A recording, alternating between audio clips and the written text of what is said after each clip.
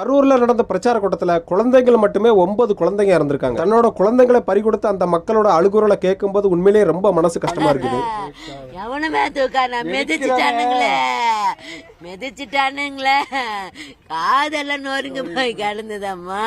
ஆனா நடந்து முடிந்த அந்த மாபெரும் தவறுக்கு விஜயவோ இல்ல அரசாங்கத்தையோ குறை சொல்றதுனால இது போல ஒரு கொடூர சம்பவம் இனிமேல் நடக்காம நம்மளால தடுக்க முடியுமான்னா இல்ல. ஏன்னா முழுக்க இது அந்த குழந்தைங்களோட பெற்றோர்கள் செய்த முட்டாள்தனமான வேலையினால தான் அந்த சம்பவம் நடந்தது. எந்த தலைவனை இவங்க பாக்குறதுக்கு தன்மானத்தை விட்டுட்டு 10-15 மணி நேரம் காத்து கடந்து பாக்குறாங்களோ அதே தலைவன் தான் சொல்லியிருக்காரு குழந்தைகளையும் பெரியவங்களையும் கூட்டிட்டு வராதீங்க அப்படின்னு. தலைவன் சொல்றதே நீங்க கேட்கலன்னா அப்புறம் அவர் என்ன தலைவர் நீங்க என்ன தொண்டை? நீங்க போய் தொலைஞ்சாலும் பரவாயில்ல, ஏன்டா 1.5 வயசு 2 வயசு குழந்தைகளை கொண்டு போறீங்க? அதுக்கு தெரியுமா விஜய் யாருன்னு? இவ்வளவு மக்கள் கூடுற இடத்துக்கு நம்ம குழந்தைய கொண்டு போறோமே, அங்க வரதும் நம்மள மாதிரி அறிவில்லாத ஒரு முட்டாப்பையத்தான வரப்போறான். அங்க நமக்கு குழந்தைக்கு ஏதாட்டும் ஒரு அசம்பாவிதம் ஏற்படும் அப்படிங்கிற முன் ஜாக்கிரதை ஏன் இவங்களுக்கு கொஞ்சம் கூட இல்லாம போச்சு? இவ்வளவு நடந்தும் இவங்க தங்களோட தவற புரிஞ்சுக்கல அப்படின்னா இதுக்கு மேல இது நடக்காது அப்படிங்கிறதுக்கு என்ன உத்தரவாதம்? ஆளுங்கட்சி சதி பண்ணிட்டாங்க, கரண்ட புடிங்கிட்டாங்க, ஆம்புலன்ஸ் உள்ள விட்டாங்க, அரசியல் செய்ய வேண்டாம் அப்படின்னு பிரச்சனையை திசை திருப்ப தான் முயற்சி பண்றாங்க. ஆனா அங்க கவர்மெண்ட் எந்த பவர் கட்டும் பண்ணல. பவர் கட் ஆனது இவங்களுடைய சொந்த ஜெனரேட்டர்ல தான்.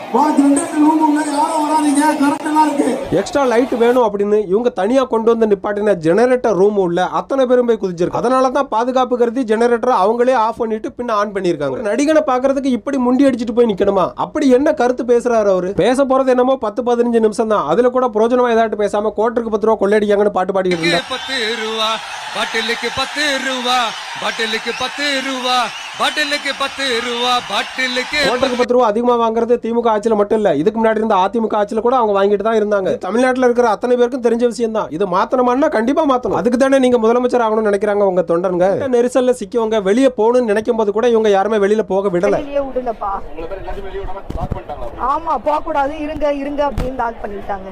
என்னால முடியல, நான் வெளியில போறேன், இங்க இதுக்குள்ள நான் செத்து போயிடுவேன், நான் வந்தது தப்பு, நான் போறேன், இருங்கம்மா கூட்டம் குறைஞ்சிட்டா மாஸ் குறைஞ்சிரும் அப்படின்னு இவங்க தடுத்து நிப்பாட்டி வச்சிருந்திருக்காங்க. அத்தனை பேர் கூட்டம் அதிகமா இருக்கிற மாதிரி மத்த அரசியல் கட்சிக்கு காட்டணும் அப்படின்னு இவங்க திட்டமிட்டு தான் செயல்பட்டு இருக்காங்க. போலீஸ் சரியா பாதுகாப்பு கொடுக்கல, போலீஸ் பத்தாது அப்படின்னு சொல்றாங்க. கிட்டத்தட்ட 500 போலீஸ் அங்க பாதுகாப்புல நின்றுருக்காங்க. 1000 பேர் வரப்போறாங்கன்னு நீங்க கொடுத்த தகவலின் அடிப்படையில் அங்க 500 போலீஸ் வந்திருக்காங்க. காலையில 9 மணிக்கு வர வேண்டிய விஜய் நைட்டு 7 மணிக்கு வந்திருக்காரு. இவர் வாரது வரைக்கும் அந்த பொதுமக்களோட சேர்ந்து அங்க போலீஸ் தானே பட்டினியா இருந்திருப்பாங்க. தொண்டனுங்க 10 மணி நேரம் காத்து கிடக்குறதுல தப்பு இல்ல. போலீஸும் உங்களுக்காக அங்க நைட் வரைக்கும் காத்திருந்து உங்களுக்கு பாதுகாப்பு கொடுக்கறதுக்கு உங்க கூட்டத்தை சரி செய்யறது மட்டும்தான் தமிழ்நாட்டுல போலீஸ்க்கு வேலையா? அவங்களுக்கு வேற வேலையே இல்லையா? அது இந்த தற்கொலைகளை கண்ட்ரோல் பண்ணி கட்டி மேய்க்கிறது எவ்வளவு கஷ்டம்னு இவனுங்க பண்ற அளப்பரிய வீடியோல பார்க்கும்போதே நமக்கு தெரியுது.